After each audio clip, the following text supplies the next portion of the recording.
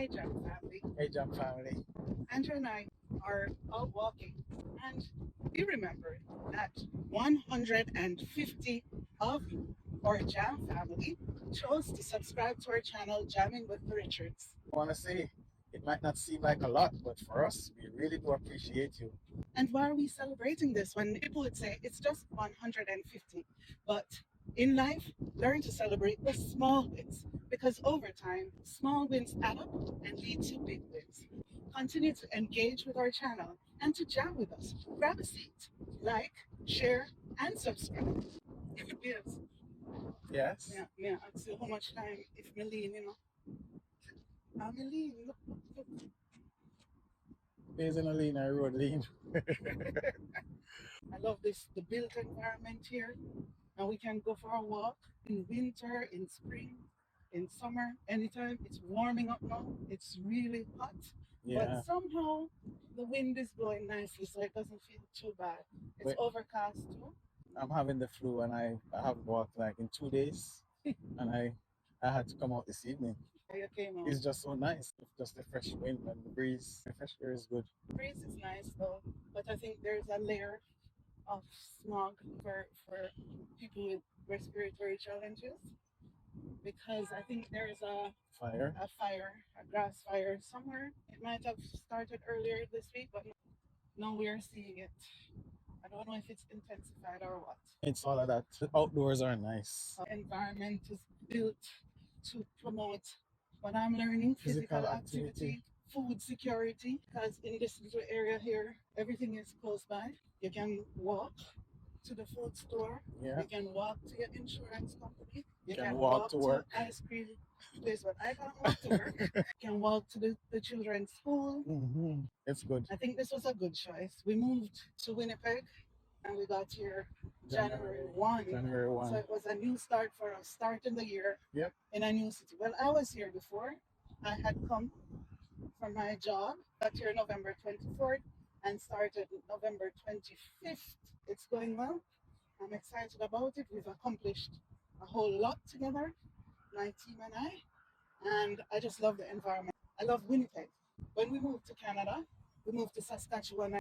Manitoba is a neighboring province to Saskatchewan. But somehow, I don't know about you, babes, but I had the impression Manitoba was just bush and not the place to go. I felt like it was just cold and unfriendly.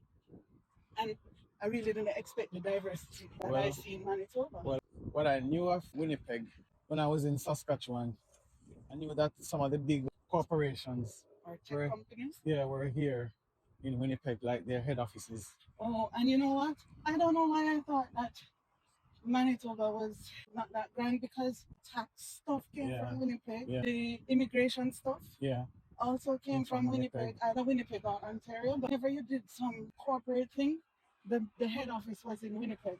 But somehow it never occurred to me. But I'm loving it so far. No, it's fine. You have some big, even like CRA has a big office here. CRA, that's so revenue agency. Canadian Revenue Agency, the tax people. Yeah. So they have a big office here. I've always heard that it's cold, and to be honest, it was a tough winter compared to where we're coming from. Though it's like it's May 10. Yeah, and it's nice out. It went up to 25 today. And there was no wind chill, even though the wind was gusting. Well, I'm ready to hat. Well, for me, I'm unemployed right now. I don't think we should say you're unemployed. What should I say, honey? You're in between opportunities. That's true as well. I think wording is important. Well, coming to Canada, I've changed career like 1, 2. You've only changed career once, babes. No. You came to Canada and your career was in banking. Tell people that story. My first job in Canada was at 7-Eleven. Those stores that open 24 hours. That was my first job. So moving to Canada, have a bachelor's degree in business. I did some resumes and I dropped them off. The last resume I dropped it at 7-Eleven. That's where I got the job. They called you or what? No, I got the job on spot. How did you feel about that though? Because everybody knows that 7-Eleven is minimum wage. You were working in a bank in Jamaica, then you had gone into social work, you had your own business. So how did you feel about that? Well, I was happy for the job, but when I heard that the pay that the lady was telling me, like it's it's $9 something per hour. And I'm saying, what? I have a BSc in business. And she was saying, well, that's the rate. And I'm saying, I can't work for that. And then she said, oh, I'll give you $10, but don't tell anybody else. So I started at $10. $10 an hour. And that job was a tough job. It's like a convenience store. So everybody would stop there. They'll use the washroom. And you have to do washrooms. You have to clean the floor. You have to cook food, and you have to run the tills and all those things. So it was a tough job. What I noticed, some of the guys who used to work there, they would leave the harder jobs for like the evening shift people to do. And so sometimes I would have to be doing the washrooms and all those stuff. But it taught me discipline. I think you had discipline already to have taken that job. It taught me to do different things at the same time. Because I'm running the till, I'm doing this, I'm doing that. And it worked for a while. Then I went into banking. Well, babes, in here, they talk about Canadian experience. That is a very real thing. And I think your first job in Canada, even though it wasn't the most ideal job and it was a minimum wage job, it opened doors for your other opportunities. It didn't take long for you to start working in your field because what we landed here September. And maybe a month later. Yeah, October I started. You started working at 7-Eleven in October. Yeah. And then in November, early November, you got the job. Yeah. At Scotiabank. I remember doing an interview with Scotiabank, and I didn't get the job for that position. And then they called me for another location on my birthday. It was casual. I would just get up, get my clothes ready, shower, shave, and just sit and wait. And as soon as they call me, I'll be there. I'm there like in 10 minutes. Yeah, God is good. So it was good. And then there was a position now that I had to do.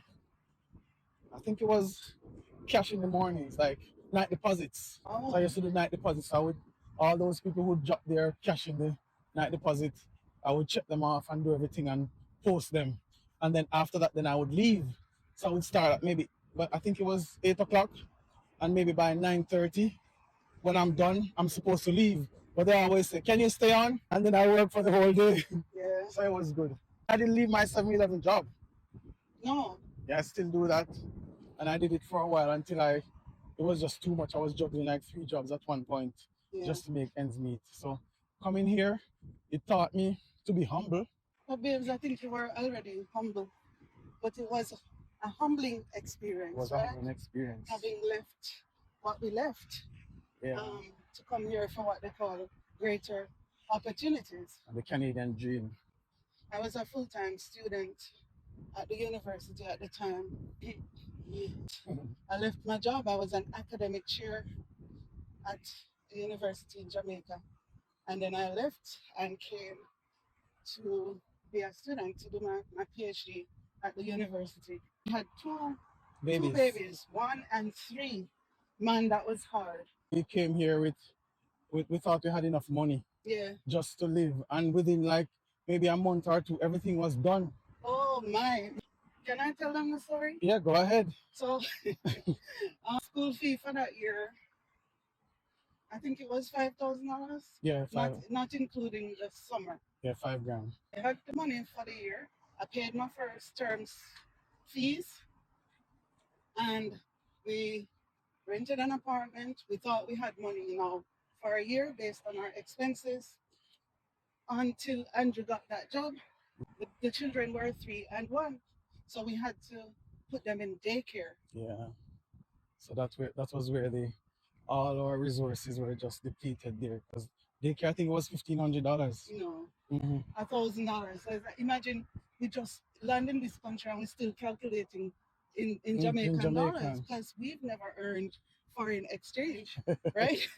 So when you think about $100,000 a month for daycare, or you compare that, our rent in Jamaica at the time was $35,000. Yeah. So $350 for a big 5-bedroom house, because we didn't have our house yet or anything.